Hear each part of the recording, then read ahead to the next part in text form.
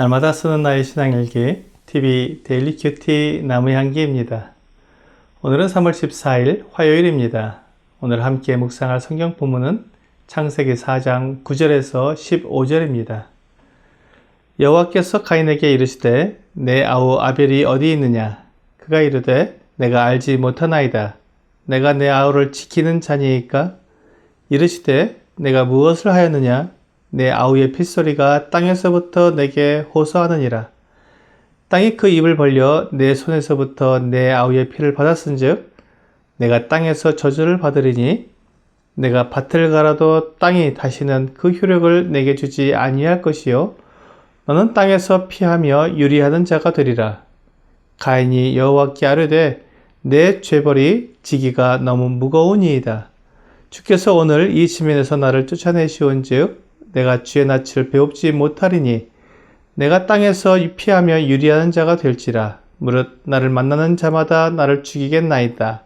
여호와께서 그에게 이르시되 그렇지 아니하다. 가인을 죽이는 자는 벌을 7배나 받으리라 하시고 가인에게 표를 주사 그를 만나는 모든 사람에게서 죽임을 면하게 하시니라. 가인이 하나님께 잘못된 제물을 드린 결과는 매우 끔찍했습니다. 자기 동생인 아벨을 죽인 것입니다. 사람이 하나님께 올바른 예배를 드리지 않으면 그는 죄를 다스릴 수 없게 되고 극한 죄악으로 치닫게 됩니다. 하나님을 알지 못하는 사람들을 보면 그가 아무리 인격적이고 좋은 성품을 가지고 있어도 그 안에서 나오는 것은 더러운 것들입니다. 주 예수님은 마가복음 7장 21절에서 23절에서 속에서 곧 사람의 마음에서 나오는 것은 악한 생각, 곧 음란과 도둑질과 살인과 간음과 탐욕과 악독과 속임과 음탕과 질투와 비방과 교만과 우매함이니 이 모든 악한 것이 다 속에서 나와서 사람을 더럽게 하느니라고 말씀하고 있습니다.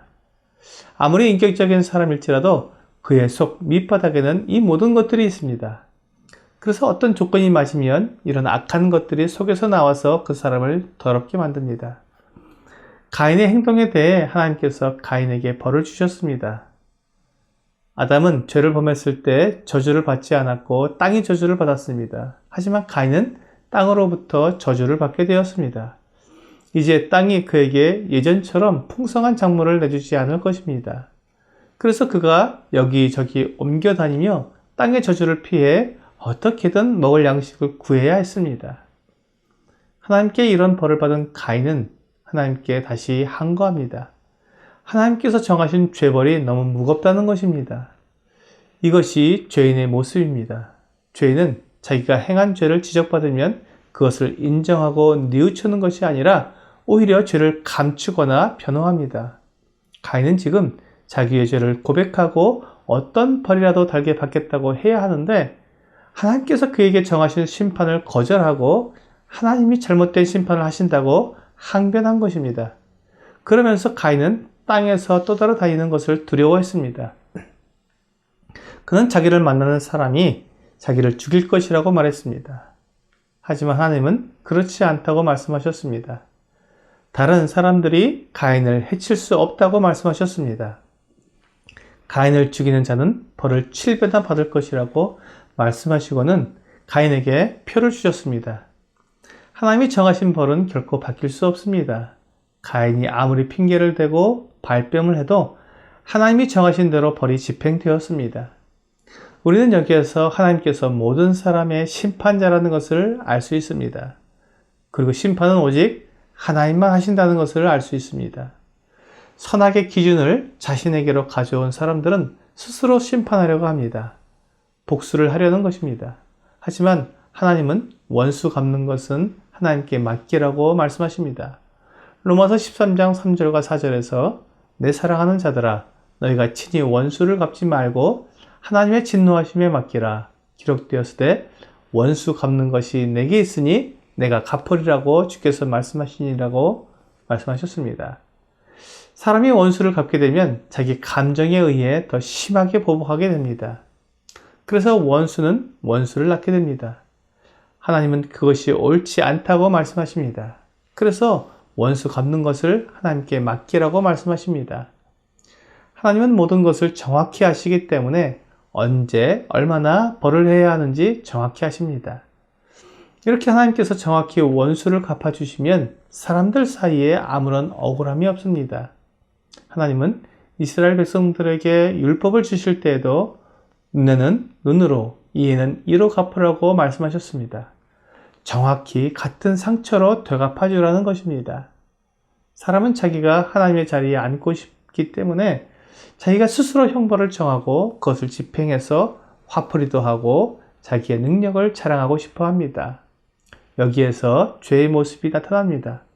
자기 생각에 좋을 대로 하는 것은 교만한 것이고 하나님의 자리를 자기가 차지하려는 것입니다. 심판은 오직 하나님만 하신다는 것을 인정하고 나의 억울함이나 분노를 하나님께 말씀드리고 정확히 원수를 갚아주시도록 맡기는 것이 더 이상 죄를 짓지 않는 것입니다. 오늘의 적용 질문을 보겠습니다. 나는 다른 사람의 잘못에 대해 얼마나 공정하게 판단할 수 있습니까?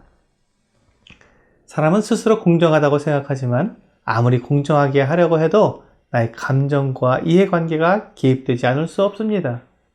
그래서 다른 사람의 잘못은 더 크게 보이고 나의 잘못은 상대적으로 작게 보입니다.